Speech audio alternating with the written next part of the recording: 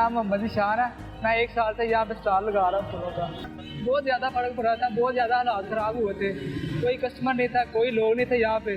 आते थे यहाँ पे स्टॉल लगा के, सारा सामान हमारा जो है वो रोज़ाना का वो ख़राब हो जाता है, क्योंकि ये फूल है आपको भी पता है, तो ज़्यादा देर ये काबिल इस्तेमाल नहीं रहते। जब लॉकडाउन ख़त्म हुआ उसके बाद आहिस्ता आहिस्ता कारोबार में बेहतरी आ रही थी, लेकिन दोबारा ये फिर कोरोना का शोर आ गया है। इसकी वजह से काम जो है ना दिन ब दिन मजीद नीचे जा रहे हैं, बजाय इसके के काम अप हो डाउन हो रहे हैं। हम हुकूमत से हमारी यही अपील है कि जो हमारे लिए बेहतर है, कोरोना तो है सारी दुनिया में आया हुआ है, लेकिन इसके बारे में बेहतर मालूमात जो है वो हुकूमत को बेहतर पता है कि किस तरह इसको हल करना है। जो टाइमिंग इन्होंने रखी है 6 से 6 रखी है, इनको ये चाहिए कि 10 बजे से लेके शाम 8 बजे तक हो, जाके गरीब आवाम भी जो रोजी रोटी कमाते हैं, मजदूरी करते हैं, उनका भी काम चल जाए और हुकूमत की SOP पर भी अमल हो जाए।